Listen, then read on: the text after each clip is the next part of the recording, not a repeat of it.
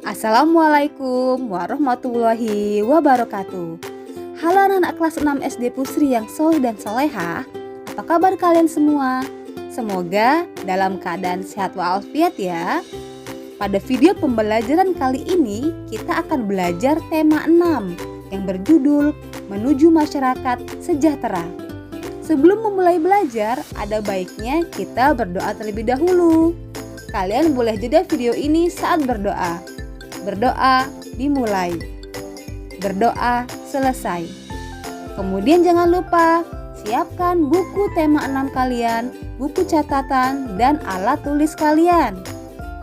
Pada tema 6 subtema 1, kita akan membahas warga peduli lingkungan. Apa sih itu lingkungan? Lingkungan adalah segala sesuatu di sekitar kita. Manusia membutuhkan daya dukung lingkungan untuk hidup. Namun, masih banyak permasalahan lingkungan yang sering terjadi, antara lain masalah pencemaran, sampah, kebakaran hutan, dan lain sebagainya. Pada gambar ini, bisa kalian lihat betapa rendahnya kepedulian masyarakat terhadap lingkungan, sehingga banyak sekali sampah-sampah bertebaran di pinggir jalan. Padahal, masalah lingkungan akan berdampak buruk terhadap kehidupan manusia dan hewan. Sekarang, buka buku kalian halaman 2. Amatilah beberapa gambar yang ada di halaman tersebut. Pada gambar yang telah kalian amati, sebagian dari masyarakat ikut berpartisipasi dalam rangka peduli terhadap lingkungan. Ada yang ikut kerja bakti, ada yang menjaga siskamling, ada yang melakukan penghijauan, dan ada juga beberapa warga yang ikut program pemerintah. Melaksanakan kewajiban menjaga lingkungan merupakan wujud sikap peduli terhadap lingkungan. Peduli terhadap lingkungan adalah kewajiban kita sebagai warga negara. Peduli terhadap lingkungan dapat meningkatkan kesejahteraan masyarakat. Ingat ya anak-anak, setiap warga negara menjalankan kewajiban dengan penuh rasa tanggung jawab. Salah satu cara melaksanakan kewajiban sebagai siswa adalah dengan menjaga lingkungan hidup di sekolah. Cara yang dapat kita lakukan dalam menjaga lingkungan rumah dan sekolah. Yang pertama, membuang sampah pada tempatnya. Yang kedua, ikut serta dalam kerja bakti membersihkan lingkungan. Yang ketiga, membiasakan untuk menghemat penggunaan kertas. Yang keempat, mengurangi penggunaan plastik karena sampah plastik dapat mencemari lingkungan. Yang kelima, menghemat penggunaan air dan listrik apabila sudah selesai digunakan. Mengikuti pendidikan dasar yang diselenggarakan oleh pemerintah juga merupakan kewajiban bagi semua warga negaranya. Kewajiban tersebut tercantum dalam UUD 1945 pasal 31 ayat 2 yang berbunyi, setiap warga negara wajib mengikuti pendidikan dasar dan pemerintah wajib membiayainya.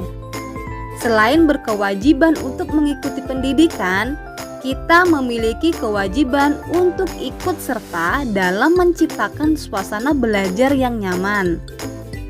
Contoh kewajiban siswa di lingkungan sekolah yang pertama, mematuhi dan melaksanakan tata tertib sekolah. Yang kedua, menghormati dan mematuhi nasihat guru. Yang ketiga, belajar dengan tekun. Yang keempat, menjaga kebersihan dan keamanan sekolah. Yang kelima, saling menghargai antar teman di sekolah.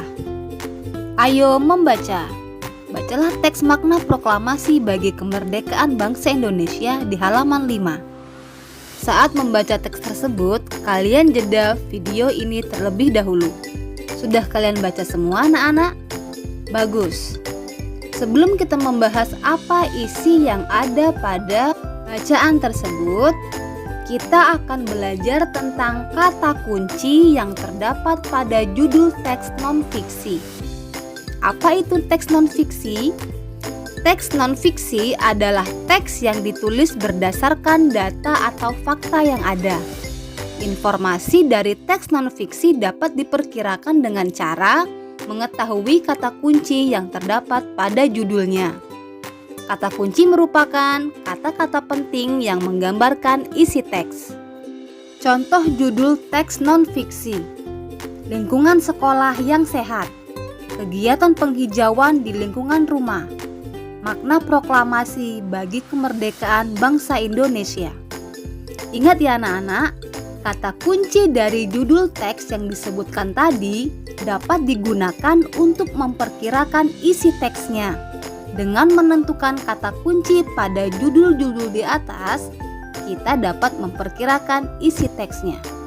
Contoh, bacalah judul teks berikut: lingkungan sekolah yang sehat.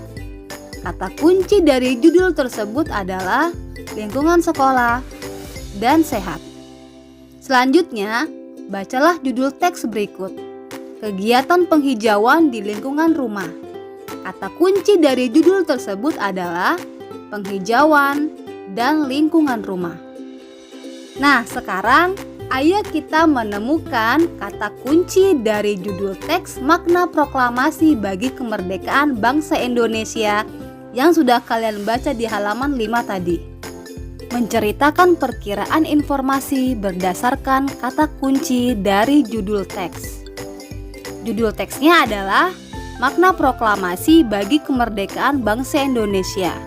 Apa kata kunci dari judul itu? Makna, proklamasi, dan kemerdekaan bangsa Indonesia.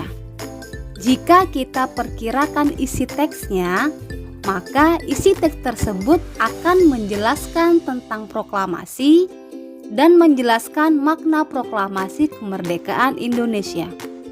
Makna proklamasi kemerdekaan Indonesia. Yang pertama, bangsa Indonesia meyakini bahwa kemerdekaan terjadi berkat rahmat Tuhan Yang Maha Esa. Ini merupakan aspek spiritual. Yang kedua, titik puncak perjuangan bangsa Indonesia dalam mengusir penjajah dan menjadi titik awal Indonesia sebagai bangsa yang merdeka. Ini merupakan aspek historis. Yang ketiga, berlakunya hukum Indonesia tanpa campur tangan bangsa asing. Ini merupakan aspek hukum. Yang keempat, Indonesia sudah memiliki pemerintahan sendiri. Ini merupakan aspek politis. Yang kelima, perasaan bebas dan merdeka secara fisik dan mental. Ini merupakan aspek sosiologis. Selanjutnya kita akan belajar tahap pertumbuhan dan perkembangan manusia. Pada slide ini terlihat pertumbuhan dan perkembangan manusia mulai dari bayi hingga lansia. Salah satu tahap dalam masa pertumbuhan yang pasti dialami oleh manusia adalah masa remaja. Masa remaja ini disebut juga sebagai masa pubertas. Apa sih itu masa pubertas? Masa pubertas adalah masa peralihan dari anak-anak menjadi dewasa. Sekarang perhatikan, mulai usia berapa anak laki-laki dan perempuan mengalami masa pubertas. Usia pubertas pada anak perempuan dimulai pada usia 8 sampai 13 tahun. Laki-laki dimulai pada usia 10 sampai 15 tahun. Apabila kita perhatikan usia pubertas antara laki-laki dan perempuan, manakah yang lebih dahulu mengalami masa pubertas? Ya, betul sekali. Masa pubertas pada anak perempuan akan terjadi lebih dahulu daripada anak laki-laki. Ciri-ciri pubertas. Ciri-ciri pubertas pada anak laki-laki dan perempuan itu berbeda ya anak-anak ya. Ciri-ciri yang pertama, pada anak laki-laki, tubuh bertambah berat dan tinggi. Begitu juga dengan anak perempuan. Yang kedua, pada anak laki-laki, pundak dan dada bertambah bidang. Sedangkan pada anak perempuan, pinggul mulai membesar dan melebar. Yang ketiga, suara berubah menjadi berat. Sedangkan pada anak perempuan, suara berubah menjadi merdu. Yang keempat, pada anak laki-laki tumbuhnya jakun di tenggorokan, sedangkan pada anak perempuan terjadi menstruasi. Selanjutnya, pada anak laki-laki mulai tumbuh jerawat, begitu pula pada anak perempuan. Dan yang terakhir, pada anak laki-laki keringat berlebih dan bau badan. Anak perempuan juga mengalami hal yang sama, mulai muncul bau badan. Nah, itulah perbedaan dan persamaan ciri-ciri pubertas yang dialami anak laki-laki dan anak perempuan. Interval nada pada lagu. Tangga nada merupakan susunan berjenjang dari nada-nada pokok suatu sistem nada, mulai dari salah satu nada dasar sampai dengan nada oktavnya. Misalnya, do, re, mi, fa, sol, la, si, do. Antara nada-nada tersebut terdapat jarak tertentu. Jarak antar nada dari nada satu ke nada lainnya disebut interval nada. Perhatikan susunan nada diatonis mayor dan interval nada C berikut. Interval dari nada C ke nada D itu bernilai satu nada. D ke E satu nada. E ke F setengah nada. F ke G satu nada. G ke A satu nada. A ke B satu nada. Dan B ke C setengah nada. Ayo perhatikan susunan nada C pada pianika di bawah ini. Interval nada juga dapat kita amati pada tuts piano. Perhatikan gambar tuts piano berikut. Ada tuts yang berwarna putih dan ada juga tuts yang berwarna hitam. Seperti yang sudah Ibu jelaskan di slide sebelumnya, jarak nada C ke nada D bernilai satu nada. Sedangkan jarak nada E ke F dan B ke C itu sama, yakni bernilai setengah nada. Sisanya bernilai satu nada. Jarak antara tuts putih ke tuts hitam bernilai setengah nada. Coba kalian perhatikan tuts putih ke tuts hitam. Selanjutnya, jarak antara tuts putih ke tuts putih bernilai setengah nada. Perhatikan ya, antara tuts putih ke tuts putih. Selanjutnya, jarak antara tuts putih ke tuts putih yang dibatasi oleh tuts hitam itu bernilai satu nada. Mengubah interval nada pada tangga nada mayor lainnya. Pada slide ini menampilkan interval nada C mayor. Dimulai dari C, D, E, F, G, A, B, C. Merupakan nada C mayor. Sekarang kita akan mengubah nada C mayor menjadi nada D mayor. Bagaimana caranya? Yuk simak penjelasan Ibu. Coba perhatikan video ini, bagaimana cara mengubah nada C mayor menjadi nada D mayor. Patokannya adalah pada nada C mayor, yaitu C, D, E, F, G, A, B, C aksen. Yang harus kalian ingat adalah interval E ke F dan B ke C, yaitu setengah nada. Sisanya memiliki satu interval nada. Ketika kita ingin mengubah nada D mayor, maka kita memulai dengan nada D. Karena kita memulai dari nada D, maka urutannya adalah E, F, G, A, B, C, kemudian kembali lagi ke D. Mari kita tuliskan di sini. Setelah D tadi apa anak-anak? E, F, G, A, B, C, kembali lagi ke D. Ingat, harus ada tanda petik di atas ini. Nah, sekarang kita tadi sudah menghafal interval nada B ke C adalah setengah. Berarti B ke C adalah setengah. Kemudian E ke F setengah, maka di sini pun E ke F setengah. Sisanya bernilai satu nada.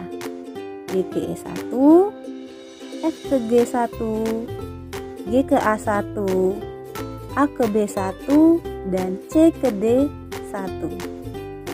Perhatikan interval nada C mayor dan D mayor. Di sini ada ketidaksesuaian ya anak-anak. Nah, untuk mengembalikan interval nadanya sama seperti nada C mayor, kita akan mengubah nada D mayor ini sama seperti interval nada pada C mayor. Ibu tulis kembali di sini ya, supaya kalian bisa lebih paham. Perhatikan interval masing-masing nada. C ke D di sini 1, D ke E di sini 1. Sudah sama ya? Selanjutnya, D ke E di sini 1, sedangkan E ke F di sini setengah. Nah, karena patokan kita adalah C mayor, maka E ke F ini kita jadikan satu nada. Bagaimana caranya? Kita naikkan setengah nada lagi. Berarti setengah ditambah setengah nilainya 1. Berarti kita tambahi fis di sini. Ya, maka di sini sudah 1 dan di sini sudah bernilai 1. Kemudian karena kita sudah menaikkan 1, maka di depannya ini 1 ini ya akan turun setengah nada. Maka di sini nilainya setengah. Paham anak-anak? Selanjutnya perhatikan F ke G dan G ke A. Sudah samakah intervalnya? Sudah sama. Berarti di sini tetap kita tulis 1. Tidak ada perubahan. Selanjutnya G ke A1, A ke B1. Maka sama juga, tidak ada perubahan. Selanjutnya A ke B1, B ke C setengah. Nah, bagaimana ini setengah bisa menjadi 1? Kita naikkan setengah nada lagi. Ketika kita naikkan setengah nada lagi, berarti di depannya ini kita beri tanda cis. Ya, kalau sudah cis seperti ini berarti nilainya sudah 1. Nah, karena sudah naik 1 nih, berarti di depannya ini turun setengah nada. Maka di sini nilainya menjadi setengah. Nah, sekarang perhatikan interval nada D mayor. Ini ya yang bagian bawah. Apakah sudah sama dengan nada C mayor? Sudah sama? Ya, jadi ketika kita mengubah menjadi nada D mayor, maka hasilnya adalah yang ini. Paham anak-anak? Jadi, ketika interval nada C mayor diubah menjadi nada D mayor, maka akan menjadi D, E, fis, G, A, D, cis, D. Jenis interval berdasarkan cara memainkannya. Pertama, interval harmonis. Yang kedua, interval melodis. Interval harmonis adalah dua nada yang dibunyikan secara bersamaan. Sedangkan interval melodis adalah dua nada yang dibunyikan bergantian. Interval melodis terdiri dari dua interval, yaitu dari nada rendah ke nada yang lebih tinggi atau dari nada tinggi ke nada yang lebih rendah. Baik anak-anak, demikian penjelasan video pembelajaran kita hari ini. Sampai jumpa lagi di video pembelajaran selanjutnya. Ibu akhiri, wassalamualaikum warahmatullahi wabarakatuh.